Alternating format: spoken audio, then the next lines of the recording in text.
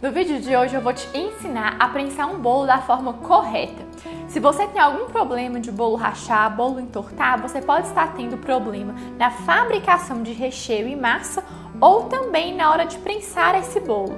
Aqui em todas as etapas eu vou dar uma pincelada no que é importante você observar para que o seu bolo tenha a estrutura correta. Ou seja, esse vídeo é tanto para alguém que é iniciante quanto para alguém que tem tido problemas na sua produção.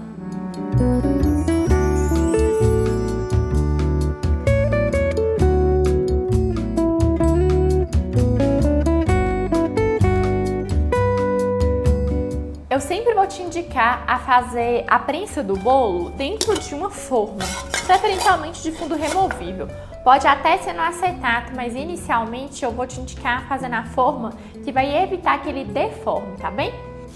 Vou sempre te indicar utilizar um saco de congelamento, um saco bem maior do que o bolo, que dá simplesmente para você encaixar aqui. E depois que o bolo estiver prensado, você vai vir aqui e fazer um nó. Sempre que você for passar por essa etapa, o interessante é que você já tenha todos os instrumentos à mão. Aqui, por exemplo, a gente já vai ter a fatia de bolo e é muito importante que essas porções de bolo estejam em tamanhos padrões, todos precisam ter tamanhos muito próximos e que não esteja torto. Se ele estiver torto, pode sim desestruturar o seu bolo, então muito cuidado. Aqui no ateliê, a gente prefere assar os discos individualmente, ao invés de assar aquele bolo enorme e vir fatiando, tá? Mas fica a critério, só não pode ficar torto. Tenho aqui a calda, eu vou deixar um link aqui onde eu falo sobre calda, sobre todas aquelas polêmicas. Pode molhar com leite, pode molhar com guaraná, enfim, lá vocês vão entender tudo a respeito disso. Tenho aqui já os meus recheios, além dos recheios eu vou colocar aqui castanhas e chocolates, tenho aqui também já à mão. E, gente, sem dúvida, você precisa de uma balança, tá? Mesmo recheio, mesmo calda, você precisa sim de uma balança para ter tudo padronizado. Não faz no olho. Eu vou tirar aqui a tara. Vou colocar a minha primeira fatia de bolo. Clara, qual a quantidade ideal para poder molhar? Isso vai depender de qual tipo de massa você está utilizando. Eu posso até disponibilizar uma tabela aqui para vocês com a quantidade que eu indico para bolos esponjosos e bolos amanteigados, tá bom? Eu vou deixar uns vídeos linkados também na descrição para que vocês possam estudar a respeito se vocês não tiverem a compreensão disso. Mas os bolos esponjosos, estilo pão de ló, eles sempre conseguem absorver mais calda, que é, por exemplo, essa fatia aqui. Nessa de 15, por exemplo, a gente vai colocar 25 ml, tirar a tara, vem com a calda, durante toda a dimensão do bolo. Eu gosto de utilizar essa bisnaga de ketchup para molhar o bolo, mas você pode utilizar também aqueles pincéisinhos, chuveirinhos, enfim. Existem diversos tipos de objetos próprios para molhar bolo. Esse aqui é aquele mais simples de ketchup mesmo, tá? Aqui eu vou pegar com uma manga de confeitar meu primeiro recheio. Vou tirar a tara. E vou vir distribuindo.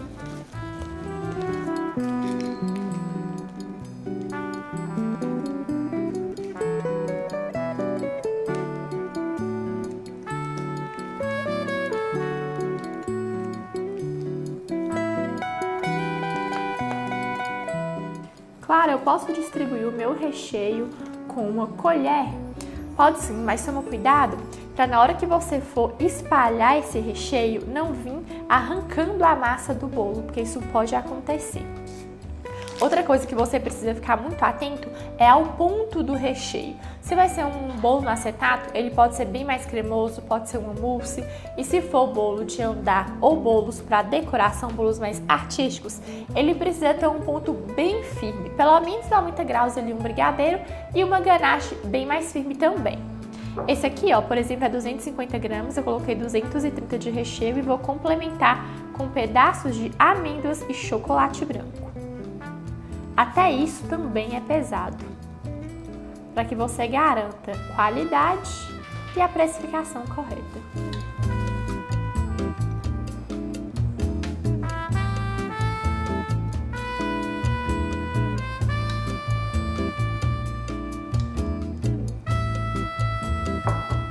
Venho aqui com o meu próximo disco de bolo.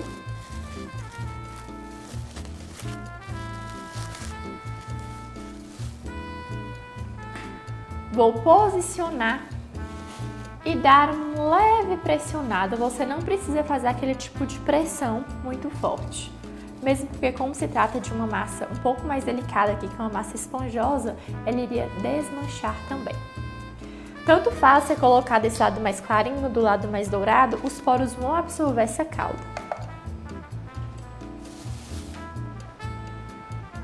Venho aqui com minha calda.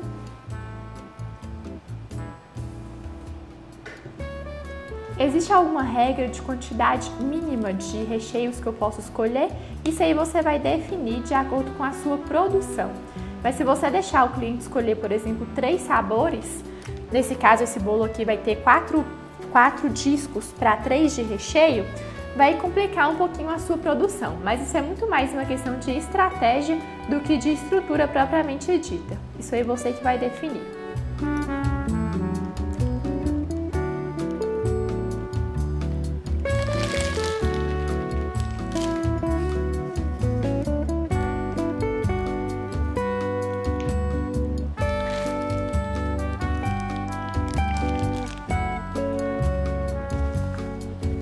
Claro, existe alguma questão envolvendo aí proporção, por exemplo, um bolo que tenha massas de bolo mais grossa e recheios mais finos, ou bolo que tem várias camadinhas finas de bolo e várias camadinhas finas de recheio.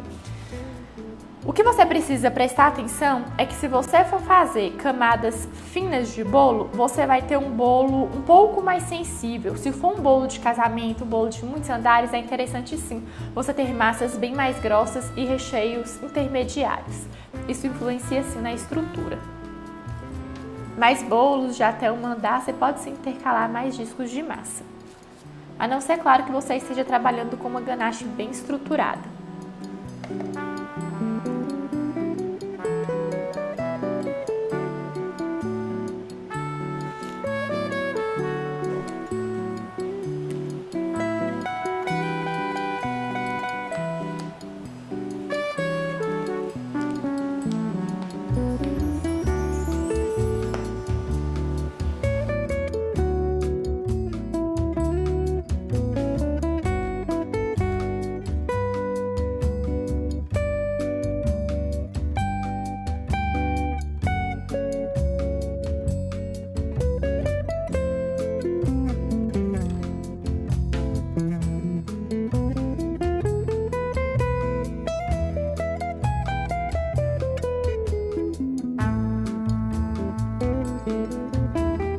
Aqui, ó, nessa fase final, a gente vai fechar e dar uma leve pressionada.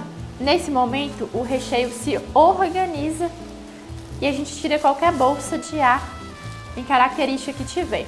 Mas não existe mais aquela coisa de você colocar um peso aqui e fazer com que ele fique bem prensado, tá bem? Isso era uma técnica antiga para bolos de pasta americana.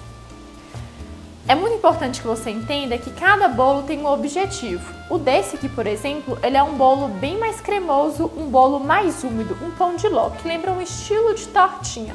Se o seu bolo for de massa amanteigada e de recheios mais firmes, provavelmente ele é um bolo mais estruturado, como por exemplo para casamento. De toda forma, dá uma olhadinha no material que eu vou deixar, porque se você for bem iniciante, vai esclarecer muitas dúvidas. Levei o bolo para a geladeira e vocês precisam que ele descanse por pelo menos 12 horas.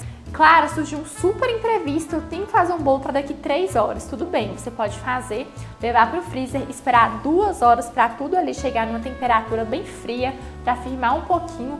Mas esse bolo corre muito risco de rachar, de entortar e de não ficar com aquele sabor tão apurado. Esse tempo, além de fazer com que o bolo firme, ajuda também a apurar todos os sabores. Ele é muito importante. Uma dúvida também muito recorrente é, por exemplo, aqui começou a chover. A chuva e a umidade influenciam na quantidade de calda que eu vou utilizar? Sim, influencia. Se você mora numa cidade mais quente, que não chove tanto, dificilmente a umidade de um dia de chuva vai influenciar. Mas se você mora numa cidade litorânea que chove muito, você precisa testar essa calda.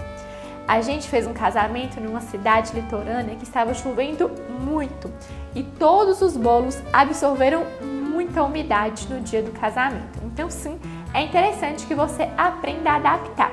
O material que eu vou deixar aqui é um guia para que você comece a testar em cima dele. Mas principalmente se você for iniciante, qualquer coisa que você for fazer, você precisa testar. Testa, deixa para fora bastante tempo, não entrega para o seu cliente algo que você está tendo contato pela primeira vez. E se você está começando agora no mundo dos bolos ou já trabalha com eles, mas tem alguns problemas e dúvidas, eu vou deixar aqui na descrição do vídeo um curso completo que nós temos de bolo, principalmente de naked, que vai trabalhar aí com bolos de harmonizações muito sofisticadas. Nós vamos abordar também essa questão da produtividade. Muitos alunos que eu tenho, que trabalham há mais de 10 anos, cometem muitos erros. Esse é o momento para você se aprimorar e pular erros que profissionais que estão há muitos anos no mercado ainda cometem. Vou deixar junto também um cupom de desconto para vocês já começarem da melhor forma possível. Se você gostou desse conteúdo, segue nosso canal, porque lá tem vários vídeos com várias dicas de confeitaria profissional. Curte aqui, deixa um comentário se você tiver qualquer dúvida e te espero no próximo vídeo.